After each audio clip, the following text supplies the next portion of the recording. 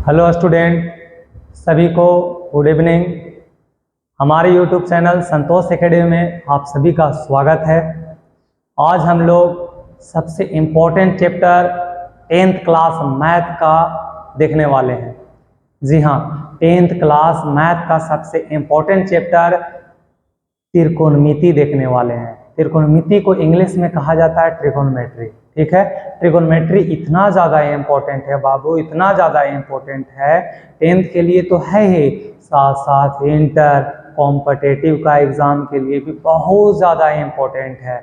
इसलिए त्रिकोणमिति को बहुत ही बारीकी से पढ़ना बाबू। हम तुम लोग से यही कहना चाहेंगे, अगर आप चाहते हैं कि आगे चल कर के हम कुछ बने और जॉब उब लें तो बाबू त्रिकोणमिति तुमको पीछा छोड़ने वाला नहीं है। इसलिए त्रिकोणमिति बहुत ही अच्छा से पढ़ो बाबू, हम यही चाहेंगे। ठीक है, त्रिकोणमिति इतना ज़्यादा इम्पोर्टेंट है बाबू कि आप अकेला खाली त्रिकोणमिति पढ़ के 10th क्लास में पास हो सकते हैं।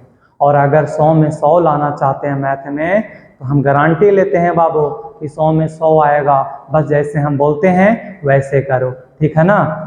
चलो बाबू, आज हम लोग ट्रिगोनोमेट्री पढ़ने वाले हैं, तो कुछ बेसिक पॉइंट है उसको पहले क्लियर कर देते हैं, उसके बाद फिर चैप्टर में घुसेंगे। ठीक है बाबू, ये हमको ये बताओ तुम लोग त्रिभुज किसे कहते हैं? हाँ बाबू, त्रिभुज किसे कहते हैं? त्रिभुज को इंग्लिश में कहा जाता है ट्राइंगल। ठीक है, त्रिभुज किसे कहते हैं? चलो, पता है तो भी ठीक बाबू, नहीं पता है तो भी ठीक। त्रिभुज किसे कहते हैं तो बोलना, तीन भुजाओं से घिरे आकृति को त्रिभुज कहते हैं। तीन भुजाओं से घिरे आकृति को त्रिभुज कहते हैं। हाँ, तो त्रिभुज का प्रकार, बहुत सारे बातें हम लोग डिस्कस करने वाले हैं बाबू। उसके बाद फिर कुछ नोटेशन के बारे में पढ़ेंगे। ठीक है, फिर उसके बाद चैप्टर में घुस जाएंगे। चलो चलते हैं। देखना, हम लोग सबसे पहले त्रिभुज का परिभाषा देखते हैं। ठीक है ना, देखो लिखना, तीन भुजाओं से घिरे आकृति को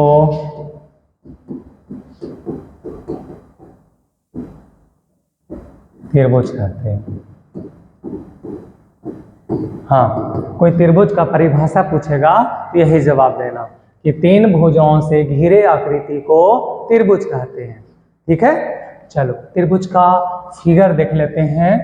तो ये है बाबू त्रिभुज। ठीक है, त्रिभुज है बाबू।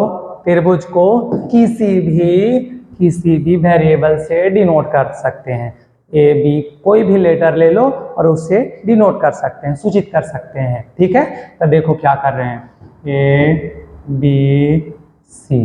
ठीक है बाबू, किसी भी त्रिभुज में तीन शीर्ष होते हैं। हाँ, शीर्ष को इंग्लिश में कहा जाता है वर्टेक्स। ठीक है, तीन शीर्ष होते हैं। ठीक है ना, कोई पूछेगा कि किसी त्रिभुज में कितने शीर्ष होते हैं, कोई भी त्रिभुज हो, किसी प्रकार का भी त्रिभुज हो, और पूछेगा कोई कि त्रिभुज में कितने शीर्ष होते हैं, तो बताना है तीन शीर्ष होते हैं। शीर्ष को इंग्लिश में क्या कहते हैं तो वर्टेक्स कहते हैं। ठीक है, चलो देखना बाबू। ठीक है, हाँ, किसी भी त्रिभुज में तीन शीर्ष होते हैं। पहला पॉइंट, किसी भी त्रिभुज में तीन शीर्ष होते हैं। शीर्ष को इंग्लिश में वर्टेक्स कहते हैं। ठीक है, जैसे देखना, ए बी सी, ये जो ए बी सी है इसको शीर्ष बोलेंगे। ठीक है, फिर अगला पॉइंट, किसी भी त्रिभुज में तीन कोण होते हैं। कोण को इंग्लिश में एंगल कहा जाता है। ठीक है, किसी भी त्रिभुज में तीन कोण होते हैं। ठीक है, कोण को एंगल इंग्लिश में एंगल कहते हैं। ठीक है, याद रखना। जैसे देखना, कोण ए, कोण बी, कोण सी। कोण को कैसे लिखते हैं बाबू, कैसे डिनोट करते हैं तो देखना, ये कोण का सिंबल है, ऐसे मत लिख देना।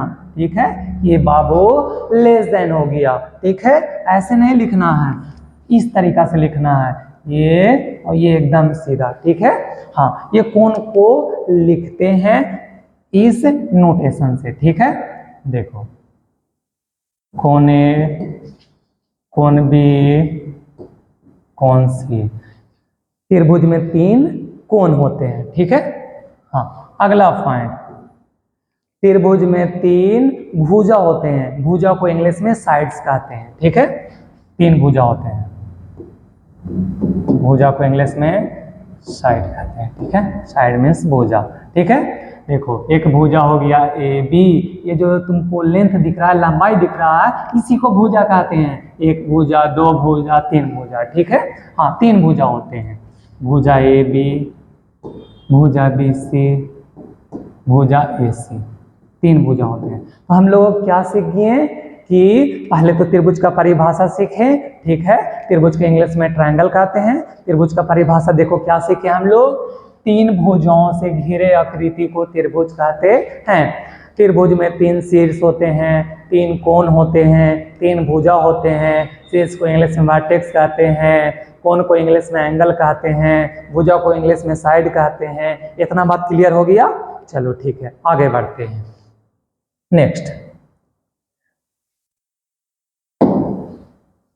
हाँ बाबू, स्क्रीनशॉट ले लो, नहीं तो उतार लो। चलो ठीक।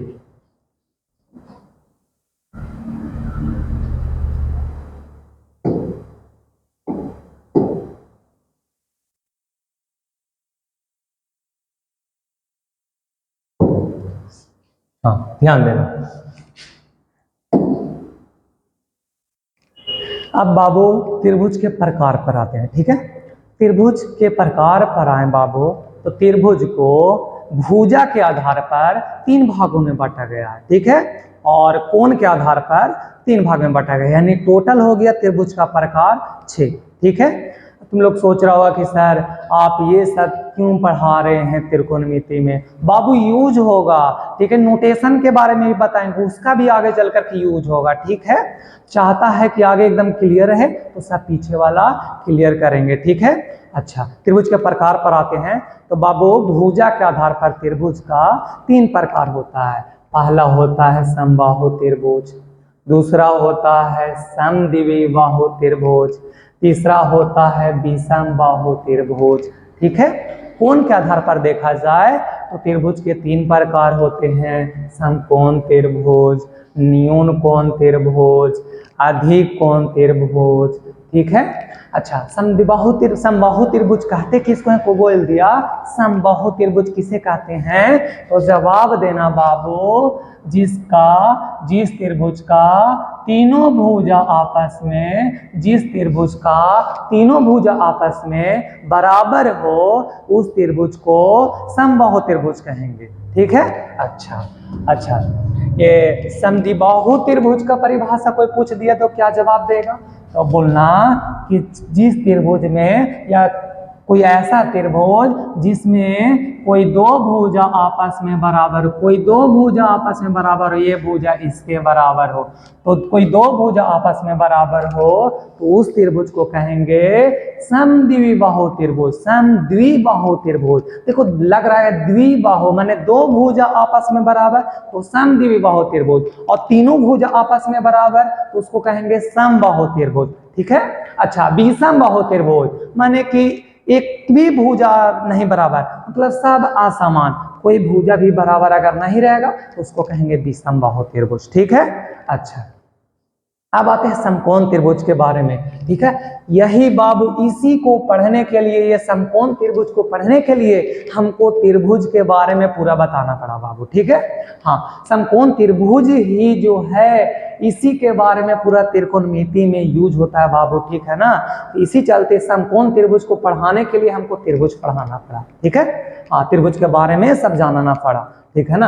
अच्छा, समकोण त्रिभुज किसे कहते हैं? तो जिस त्रिभुज का एक कोण हमेशा समकोण अर्थात 90 डिग्री का होता है उसे समकोण त्रिभुज कहते हैं। फिर से, जिस त्रिभुज का एक कोण हमेशा समकोण अर्थात 90 डिग्री का होता है उसे समकोण त्रिभुज कहते हैं, ठीक है। अच्छा, न्यून कोण त्रिभुज का बात किया जाए तब बोलना जिस त्रिभुज का, या कोई ऐसा त्रिभुज जिसमें 2 कोणों का योग 90 डिग्री से कम हो उसे न्यून कोण त्रिभुज कहते हैं, ठीक है।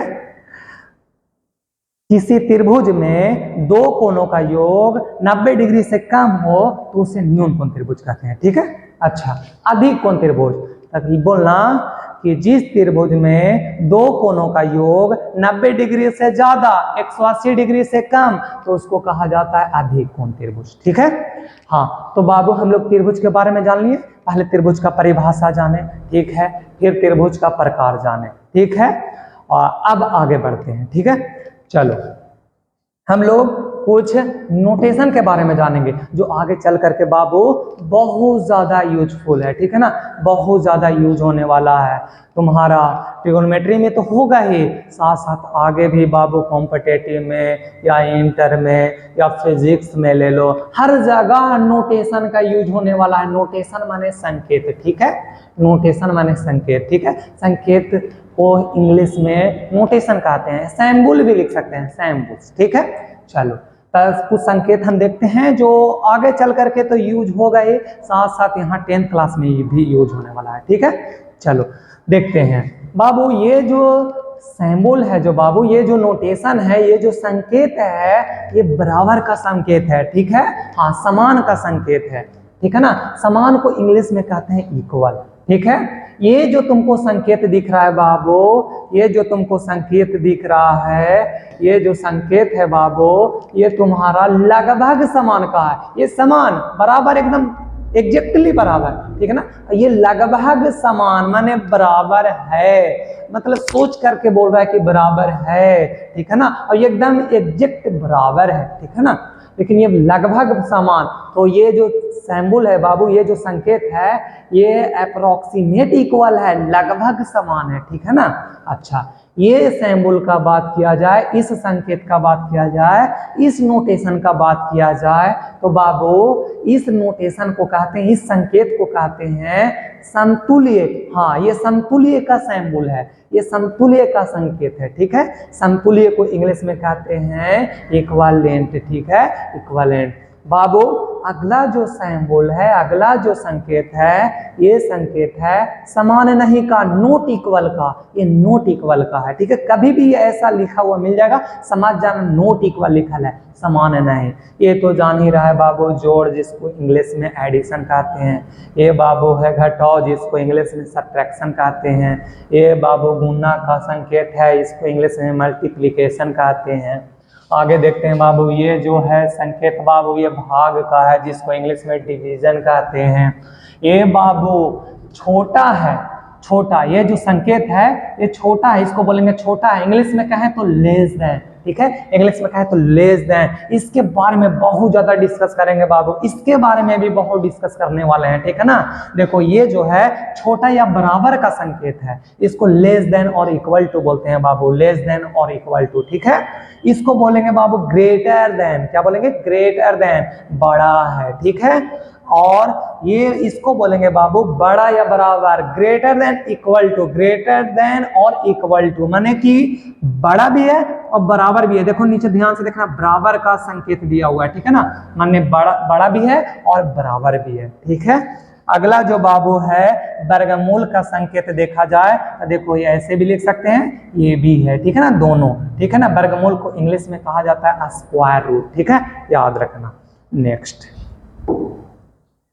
हाँ, अगला देखना बाबू, ये जो घनमूल का संकेत देखा जाए तो ऐसा होता है। ठीक है, हाँ, घनमूल को इंग्लिश में कहा जाता है क्यूब रूट। ठीक है, अच्छा, ये छोटी कोष्ठक, ये छोटी कोष्ठक का संकेत है। ठीक है, छोटी कोष्ठक का संकेत है। ये मंझली कोष्ठक का संकेत है। ठीक है ना, स्मॉल ब्रैकेट, इसको स्मॉल ब्रैकेट बोलेंगे, इसको बोलेंगे ब्रेसेस। ठीक है ना, ये मंझली कोष्ठक है, इसको बोलेंगे बाबू बड़ी कोष्ठक या स्क्वायर ब्रैकेट बोलेंगे इसको। ठीक है, अच्छा, ये जो बाबू तुमको दिख रहा है माइनस, इसको मत बोल देना, घटाओ इसको नहीं बोल देना। ठीक है, इसको रेखा कोष्ठक कहेंगे, लाइन ब्रैकेट, लाइन ब्रैकेट। ठीक है, अगला जो बाबू ये जो तुमको दिख रहा है अनुपात का संकेत, देखो ये अनुपात का संकेत ऐसा होता है बाबू। ठीक है, अनुपात को इंग्लिश में रेशियो कहते हैं बाबू। समानुपात का संकेत देखा जाए तो देखो ये 4 बिंदु होते हैं। ठीक है, प्रोपोर्शनल कहते हैं इंग्लिश में। ठीक है ना, इसलिए को इंग्लिश में कहा जाता है हेंस, इसलिए को इंग्लिश में कहा जाता है हेंस, या देयरफॉर भी बोल सकते हैं बाबू, देयरफॉर। ठीक है, देखो इसलिए ऐसे लिखा हुआ रहेगा तो समझ जाना इसलिए लिखा हुआ है। ठीक है ना, अच्छा, बाबू चुक्की का संकेत देखा जाए तो चुक्की को इंग्लिश में सीन्स कहते हैं। जब भी हम सीन्स बोलेंगे तो समझ जाना वो सर चुक्की बोल रहे हैं, ये चुक्की है, ठीक है। अच्छा, लंब, लंब को इंग्लिश में परपेंडिकुलर बोलते हैं, लंब का देखो ये संकेत होता है, ठीक है ना। अच्छा, समांतर, समांतर यानी पैरेलल, पैरेलल का ये संकेत है बाबू, ये जो नोटेशन है वो समांतर का है, ठीक है ना। हाँ, समरूप का, सिमिलर, सिमिलर का देखो संकेत ये होता है। सर्वांगसम, कॉन्ग्रुएंट का देखो ये होता है संकेत, ठीक है। कोण, कोण मीन्स एंगल, एंगल का देखो हम अभी पीछे भी डिस्कस किए थे इसके बारे में, ये कोण का संकेत है, ठीक है।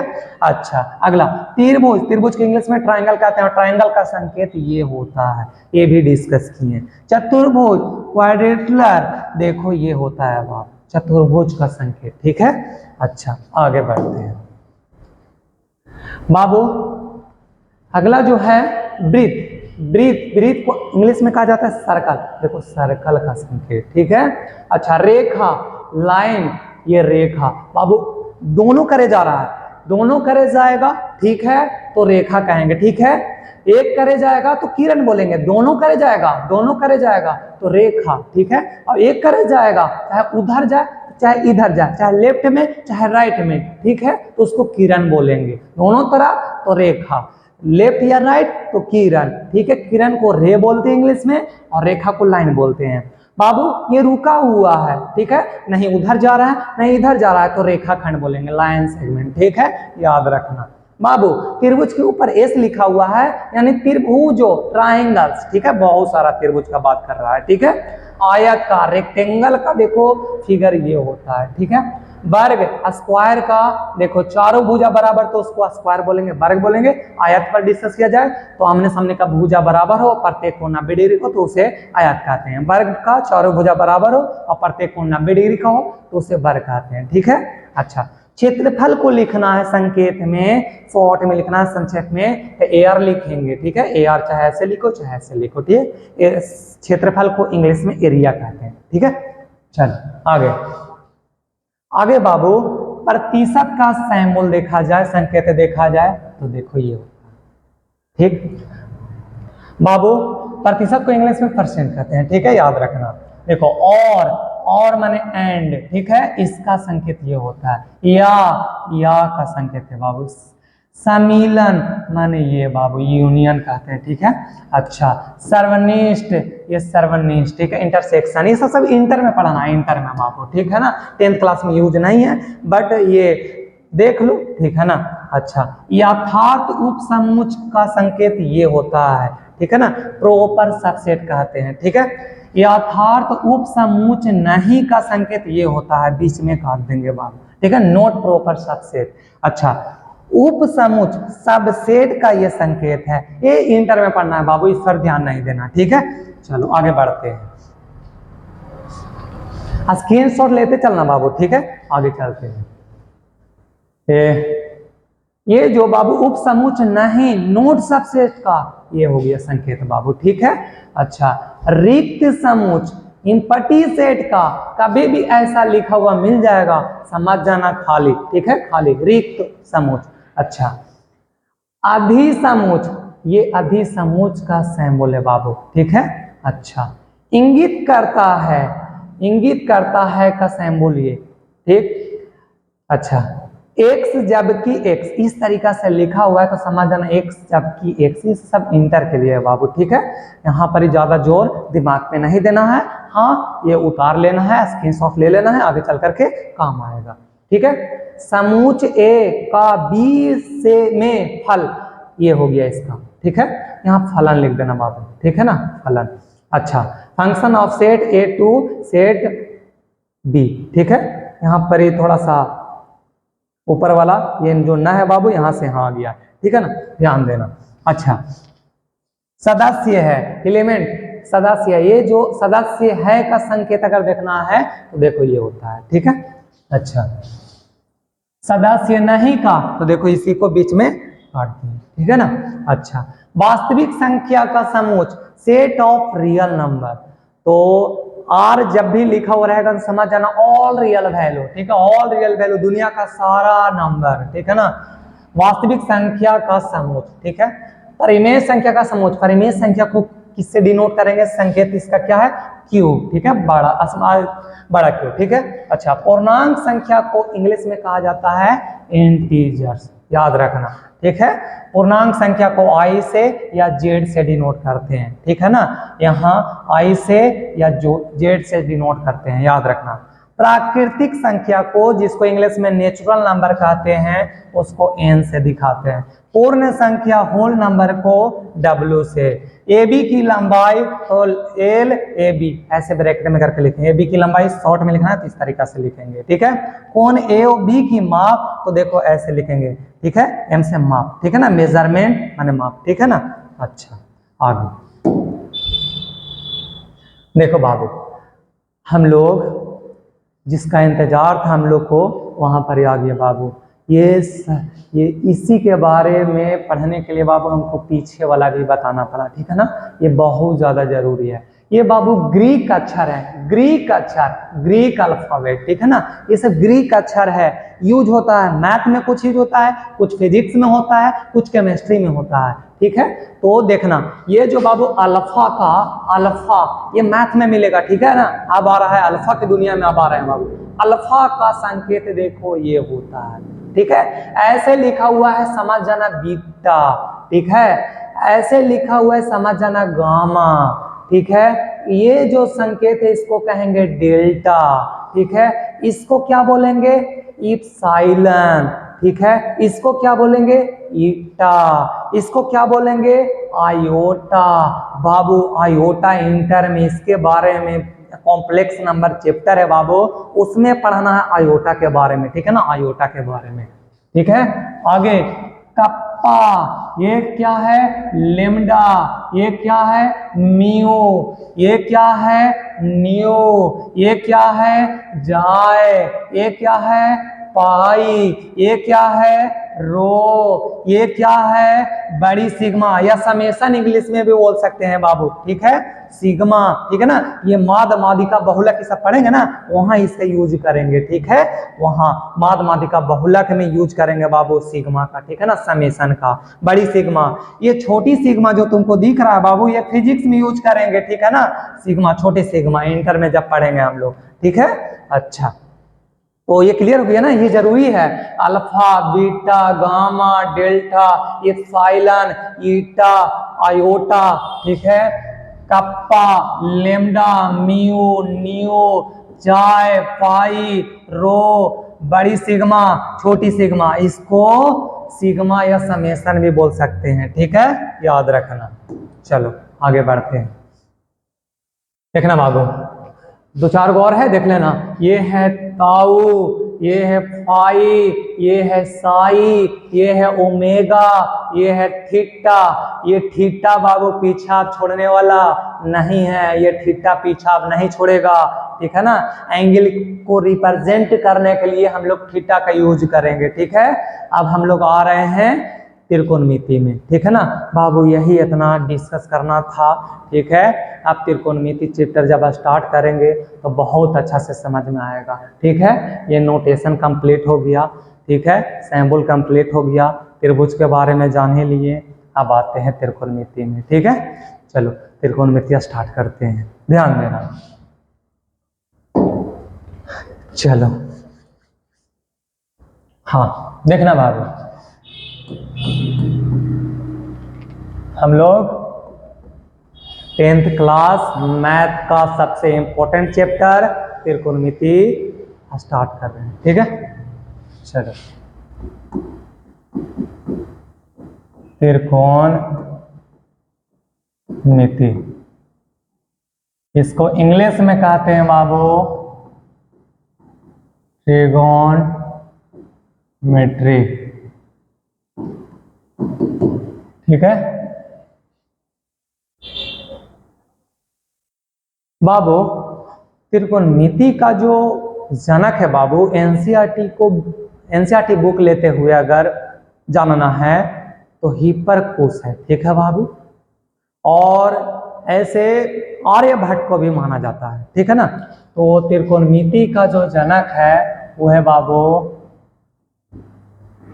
हिप्परकुस, ठीक है, त्रिकोणमिति का जनक है, ठीक है ना। अच्छा बाबू, त्रिकोणमिति का शाब्दिक अर्थ क्या होता है? त्रिकोणमिति का शाब्दिक अर्थ क्या होता है? त्रिकोणमिति चैप्टर पढ़ने से पहले त्रिकोणमिति के बारे में पता नहीं रहेगा तो कैसे काम चलेगा। तो सबसे पहले त्रिकोणमिति के बारे में जान लेते हैं। तो त्रिकोणमिति का शाब्दिक अर्थ क्या होता है तो जानते हैं हम लोग। त्रिकोणमिति का फिर परिभाषा जानेंगे, ठीक है। त्रिकोणमिति का पहले शाब्दिक अर्थ जानेंगे, फिर त्रिकोणमिति का परिभाषा जानेंगे, उसके बाद देखेंगे कि त्रिकोणमिति में जो सबसे ज्यादा यूज होने वाला है वो क्या है, ठीक है। तो चलो देखते हैं बाबू, ये जो ट्रिगोनोमेट्री जो है वो 3 ग्रीक शब्द से मिलकर के बना है। हाँ बाबू, 3 ग्रीक वर्ड से मिलकर के त्रिकोणमिति बना है, ठीक है ना। हाँ, कौन कौन है? तो पहला है ट्री, दूसरा ग्रीक शब्द है बाबू गोन, तीसरा शब्द है बाबू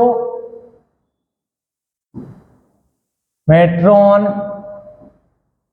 ये 3 ग्रीक शब्द मिलकर के त्रिकोणमिति बना है।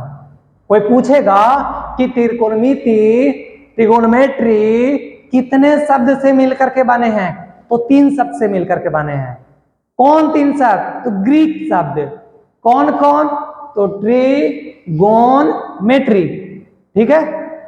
ट्री का मतलब होता है 3, ट्री का मतलब होता है 3,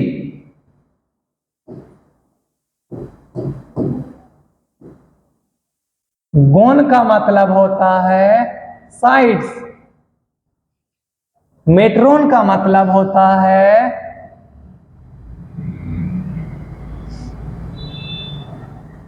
गोन का मतलब साइड्स, मेट्रोन का मतलब होता है मेजर, ठीक है। 3 मीन्स 3, साइड मीन्स भुजाएं, मेजर मीन्स माप, ठीक है। यानी हम लोग अभी अभी त्रिभुज के बारे में पढ़े। 3 भुजाओं से घिरे आकृति को त्रिभुज कहते हैं। 3 भुजाएं आया यानी क्या हो गया? त्रिभुज। और मेजर मीन्स माप, यानी त्रिभुज का माप। पता चल गया ट्रिगोनोमेट्री का शाब्दिक अर्थ क्या होता है? त्रिभुज का माप। 3 भुजाएं माने त्रिभुज, और त्रिभुज का माप, ये ट्रिगोनोमेट्री का शाब्दिक अर्थ हो गया बाबू। हाँ, ट्रिगोनोमेट्री का शाब्दिक अर्थ हो गया बाबू। लिखेंगे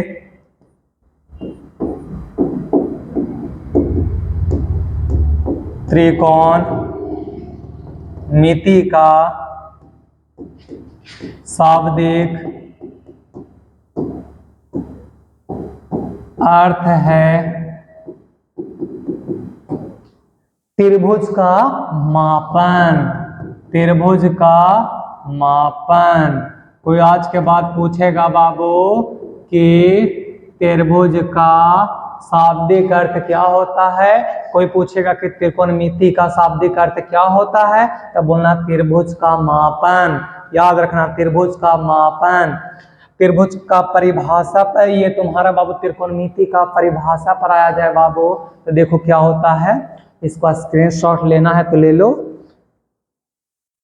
चलो आगे बढ़ते हैं बाबू। त्रिकोणमिति का कोई परिभाषा पूछ देता है, डिफिनेशन पूछ देता है, तो जवाब देना त्रिकोणमिति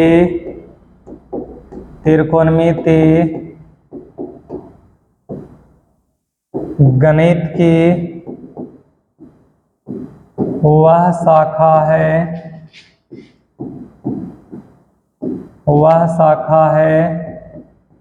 जिसमें त्रिभुज की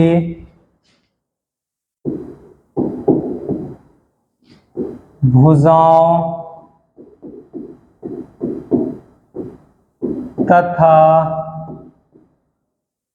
कोनों का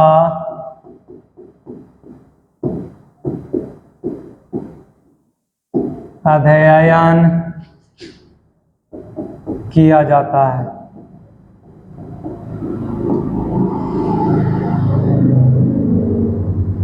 हाँ बाबू, फिर से सुना ध्यान से। कोई बोलेगा त्रिकोणमिति को इंग्लिश में क्या कहते हैं, तो बोलना है बाबू ट्रिगोनोमेट्री। कहेगा बाबू त्रिकोणमिति का जनक कौन है, तो बोलना बाबू हिप्पारकोस। ठीक है। अच्छा, कोई पूछेगा त्रिकोणमिति कितने शब्द से मिल करके बने हैं, तो बोलना त्रिकोणमिति 3 ग्रीक शब्द से मिल करके बने हैं। ठीक है। पहला ट्री, दूसरा गोन, तीसरा मेट्रोन। ठीक है। ट्री का मतलब 3, गोन का मतलब साइड्स, मेट्रोन का मतलब मेजर। बाबू 3 मीन्स 3, साइड्स मीन्स भुजाएं, और मेजर मीन्स माप। 3 भुजाएं आया वर्ड बाबू, समझ गए कि त्रिभुज, यानी पता चल गया कि त्रिकोणमिति का शाब्दिक अर्थ होता है त्रिभुज का मापन। त्रिभुज का 3 भुजाएं माने त्रिभुज, और माप यानी मापन, त्रिभुज का मापन। ये हो गया त्रिकोणमिति का शाब्दिक अर्थ। ठीक है। त्रिभुज का मापन।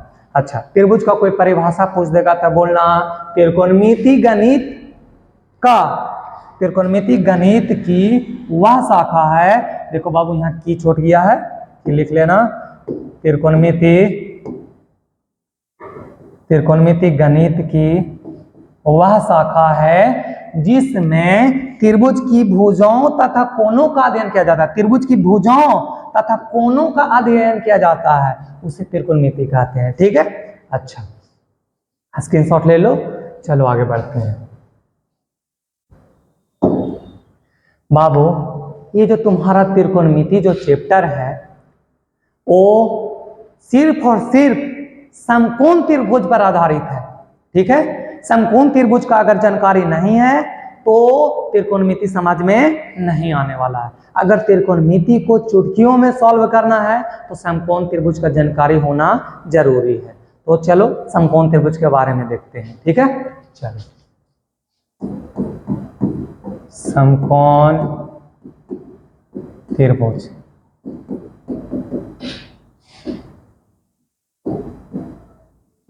बाबू समकोण त्रिभुज को इंग्लिश में कहते हैं राइट एंगल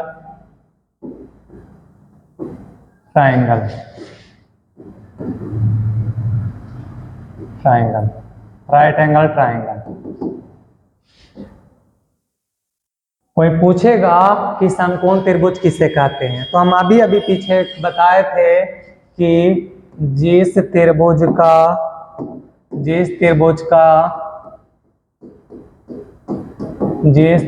का एक कोण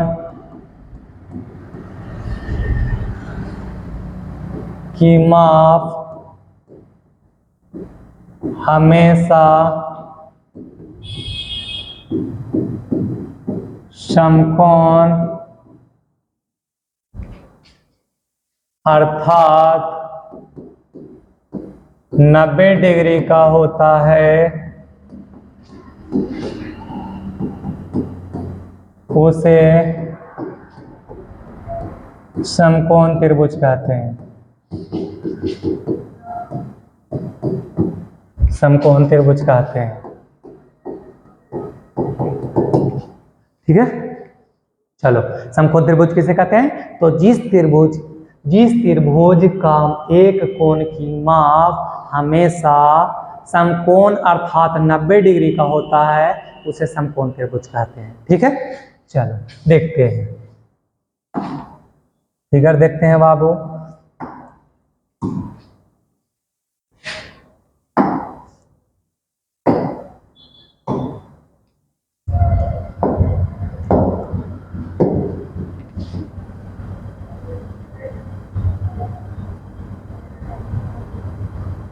एक समकोण त्रिभुज लगी। ठीक है, ध्यान देना, दर्शा दो बाबू।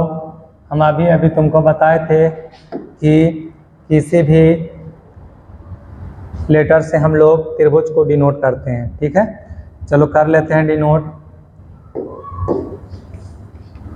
ए बी सी, जिस त्रिभुज की एक कोण का माप हमेशा 90 डिग्री होता है उसे समकोण त्रिभुज कहते हैं। ठीक है, एक कोण ले लिए 90 डिग्री, ध्यान देना एकदम, इसको ध्यान से देखना। ठीक है, समकोण त्रिभुज ले लिए, एक कोण 90 डिग्री का ले लिए, ठीक है ना। एक कोण, जिस त्रिभुज में एक कोण हमेशा 90 डिग्री का होगा, ठीक है, उसको समकोण त्रिभुज कहेंगे। ठीक है ना। बाबू समकोण त्रिभुज में क्या क्या खासियत है ध्यान से देखना। बाबू दो कोण बचा हुआ है, ठीक है, दो कोण बचा हुआ है, एक कोण तो 90 डिग्री का फिक्स, ठीक, दो कोण बचा हुआ है, ठीक है। तो दो कोण जो बचा हुआ है, कोई कोण को डिनोट कर लेते हैं, चाहे इसको डिनोट कर लो चाहे इसको डिनोट कर लो, किसी एक को डिनोट कर लो। ठीक है, चलो इसको कर लेंगे। बाबू किसी भी कोण को अगर रिप्रेजेंट करना है तो ग्रीक शब्द उधर से उठा लेते हैं। क्या उठाने वाले हैं? थीटा। थीटा क्या बता रहा है? तो ये एंगल को रिप्रेजेंट कर रहा है, थीटा। ठीक है ना, ध्यान देना। तो बाबू अब समझने का कोशिश करना, समझने का कोशिश करना।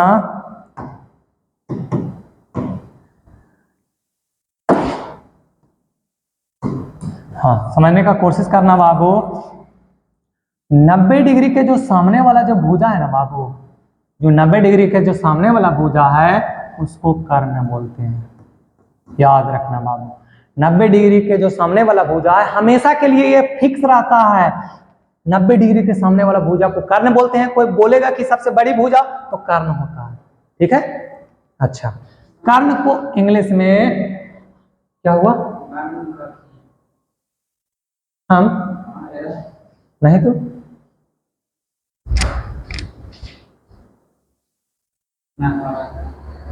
काट दिया ये ना, काट नहीं तो यार पता नहीं चल रहा था।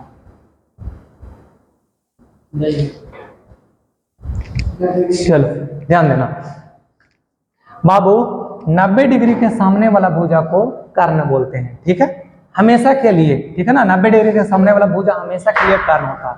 कर्ण को इंग्लिश में कहा जाता है हाइपोटेनस, हाइपोटेनस,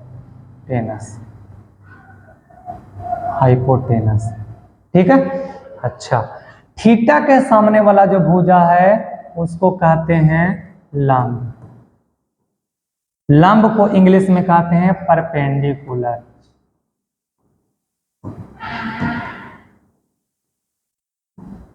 ठीक है, जो भुजा बचा उस भुजा को कहते हैं आधार, आधार को इंग्लिश में कहते हैं बाबू बेस। ठीक है, फिर से समकोण त्रिभुज में 90 डिग्री के सामने वाला भुजा को क्या कहते हैं? तब बोलना कर्ण। कर्ण को इंग्लिश में क्या कहा जाता है? हाइपोटेनस। ठीक है, थीटा के सामने वाला भुजा को क्या कहते हैं? लंब। लंब को इंग्लिश में क्या कहते हैं? परपेंडिकुलर। कोई पूछेगा थीटा क्या है, तो एंगल को रिप्रेजेंट कर रहा है ये। ठीक है, और जो भुजा बच गया उसको कहते हैं आधार। आधार को इंग्लिश में क्या कहते हैं? बेस कहते हैं। ठीक है ना बाबू, कर्ण को इंग्लिश में हाइपोटेनस कहते हैं। हाइपोटेनस का पहला अक्षर एच है, यानी कर्ण को आज के बाद याद रखना बाबू, एच से सूचित करते हैं, एच से डिनोट करते हैं। ठीक है, लंब को बाबू परपेंडिकुलर यानी पी से डिनोट करते हैं। आधार को बाबू पहला अक्षर इसका बी है तो इसको बी से डिनोट करते हैं। याद रहेगा, कर्ण यानी एच, लंब यानी पी, आधार यानी बी, याद रखना। ठीक है बाबू, एक वैज्ञानिक थे जिनका नाम था पाइथागोरस, पाइथागोरस। उन्होंने एक थ्योरम दिए थे, थ्योरम को हिंदी में प्रमेय कहते हैं। उन्होंने एक प्रमेय दिए थे, ठीक है, वो प्रमेय के बारे में हम लोग आगे चल करके डिस्कस भी करने वाले हैं। 11 गो प्रमेय पढ़ेंगे, उसमें एक प्रमेय का नाम है पाइथागोरस प्रमेय। पाइथागोरस प्रमेय कौन दिए थे? तो पाइथागोरस ने दिए थे। ठीक है ना, पाइथागोरस ग्रीक गणितज्ञ थे, ग्रीक गणितज्ञ थे। पाइथागोरस कौन थे? तो एक ग्रीक गणितज्ञ थे। उन्होंने एक थ्योरम दिए थे, प्रमेय दिए थे। वो प्रमेय क्या था तो देखते हैं। पाइथागोरस, पाइथागोरस प्रमेय से, पाइथागोरस प्रमेय से। ठीक है, पाइथागोरस प्रमेय से क्या था थ्योरम? कर्ण का स्क्वायर अन्य दो भुजाओं के वर्गों के योगफल के बराबर होता है। कर्ण का स्क्वायर अन्य दो भुजाओं के वर्गों के योगफल के बराबर होता है, यानी कि कर्ण स्क्वायर बराबर लंब स्क्वायर प्लस आधार स्क्वायर। याद रखना, कर्ण स्क्वायर बराबर लंब स्क्वायर प्लस आधार स्क्वायर। हाँ बाबू, ठीक है, ये इंपॉर्टेंट फॉर्मूला है बाबू, इस पर ध्यान देना है। ठीक है, कर्ण का स्क्वायर बराबर लंब का स्क्वायर प्लस आधार का स्क्वायर। अच्छा, कर्ण को किससे डिनोट किए हैं बाबू? कर्ण का बाबू लिख सकते हैं कर्ण को AC, कर्ण को लिख सकते हैं AC, स्क्वायर स्क्वायर दे दो। लंब को लिख सकते हैं बाबू AB, लंब को AB, ठीक है, AB स्क्वायर। आधार को बाबू BC, BC स्क्वायर। यानी फॉर्मूला बन गया बाबू AC स्क्वायर बराबर AB square plus BC square. कहीं कहीं पर ये भी यूज हो जाता है। ठीक है, अच्छा, AC को बाबू S से सूचित करते हैं, यानी H स्क्वायर। AB को बाबू P से, तो P स्क्वायर।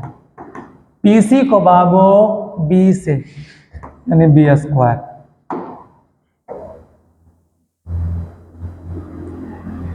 हाँ, आगे देखो बाबू, स्क्वायर हटेगा उधर क्या चढ़ जाएगा? रूट।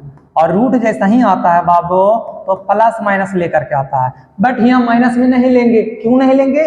क्योंकि भुजाएं ऋणात्मक नहीं होता है। ठीक है, इसलिए प्लस माइनस यहाँ नहीं लेंगे, यानी यही फॉर्मूला बन गया H बराबर root under P square plus B square. हाँ बाबू, H बराबर root under P square plus B square. इतना ज्यादा यूज होगा कि मत पूछो। जो टाइप पढ़ने वाले हैं इसके बाद जो पहला टाइप पढ़ेंगे बाबू, उस टाइप में बहुत ज्यादा यूज होने वाला है। H बराबर root under P square plus B square. ठीक है, अच्छा बाबू, कर्ण स्क्वायर बराबर लंब स्क्वायर प्लस आधार स्क्वायर, इसी से दो फॉर्मूला बनेगा। क्या बनेगा हम दिखाते हैं।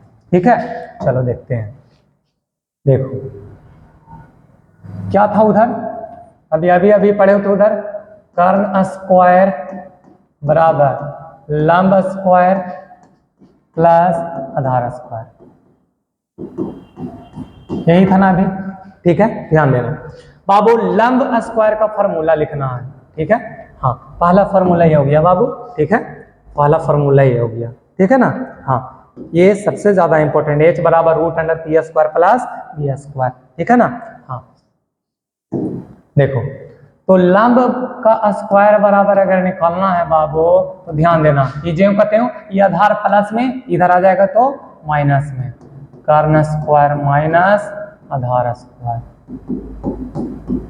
हाँ देखो ध्यान से देख लो, कर्ण को A से, लंब को P से और आधार को B से। कर्ण बोले तो AC, आधार लंब बोले तो AB और आधार बोले तो BC। ठीक है, चलो ध्यान देना, लंब माने लंब ये था, देखो लंब ये है, ये आधार है और ये कर्ण है। लंब बोले तो AB, कर्ण बोले तो AC, आधार बोले तो BC। स्क्वायर का स्क्वायर ले लिए। ठीक है, अच्छा, इसको P से, इसको A से और इसको B से। ठीक है, तो देखो ध्यान से देखना, AB को P से यानी P स्क्वायर, AC को H यानी H स्क्वायर, BC को B यानी B स्क्वायर। स्क्वायर हटा तो क्या चढ़ा? रूट। रूट आया तो क्या आया? Plus minus. माइनस में क्यों नहीं लेंगे? क्योंकि तुम्हारा क्या चीज, साइड नेगेटिव नहीं होता है। ठीक है, चलो ये हो गया दूसरा फार्मूला, ये तुम्हारा दूसरा फार्मूला। H बराबर root under P square plus B square, P बराबर, P छोटा भुजा है, H बड़ा भुजा है। हाँ बाबू ध्यान देना, ये बड़ा भुजा है इसलिए इसके फॉर्मूला में प्लस और ये दोनों के फॉर्मूला में माइनस। इस तरीका से याद रखेंगे। ठीक है, ये दोनों के फॉर्मूला में माइनस, इसके फॉर्मूला में प्लस। ठीक है, तो देखना छोटा भुजा है तो बीच में माइनस। P बराबर रूट अंडर, P है तो समझ जाना वो H और B अंदर होगा। P बराबर root under H square minus B square. ठीक है ना, तीसरा फॉर्मूला पर आते हैं। तीसरा फॉर्मूला पर आते हैं बाबू, लो ना इसी में कर देते हैं। हाँ, तीसरा फॉर्मूला पर आया जब बाबू तो ध्यान देना, तीसरा फॉर्मूला है आधार के लिए, आधार स्क्वायर बराबर, देखो आधार, लंब को अभी ले आएंगे, कर्ण स्क्वायर माइनस लंब स्क्वायर, कर्ण स्क्वायर माइनस लंब स्क्वायर, ठीक है ना। आधार स्क्वायर बराबर कर्ण स्क्वायर माइनस लंब स्क्वायर। आधार बाबू बोले तो BC, कर्ण बोले तो AC, लंब बोले तो AB। BC को बाबू B से B स्क्वायर, AC को बाबू A से H स्क्वायर, AB को बाबू P से P स्क्वायर। स्क्वायर हटा तो क्या चढ़ गया, root, root under H square minus P square. एक फार्मूला ये बन गया बाबू, ठीक है, ये भी इंपॉर्टेंट फार्मूला। यानी हम लोग यहाँ से ये सीखे बाबू, यहाँ से ये सीखे H बराबर, तीन फार्मूला हम लोग यहाँ सीखे। पहला फार्मूला H बराबर root under P square plus B square, ठीक है। दूसरा फार्मूला P बराबर root under H square minus B square. तीसरा फार्मूला बाबू B बराबर root under H square minus P square. ये तीन फार्मूला देखे बाबू, देखे ना, हाँ। H बराबर root under P square plus B square, P बराबर root under H square minus B square, B बराबर H square minus P square root under, ठीक है। ये तीनों फार्मूला का इतना ज्यादा यूज होने वाला है अगला टॉपिक में, जो अगला जो चैप्टर होगा, चैप्टर नहीं, अगला जो एक्सरसाइज आने वाला है इसके बाद, उसमें बहुत ज्यादा यूज होने वाला है, ठीक है ना। चलो देखते हैं आगे। हाँ, तुम लोग को इतना एकदम क्लियर करके रखना है, ठीक है। हाँ,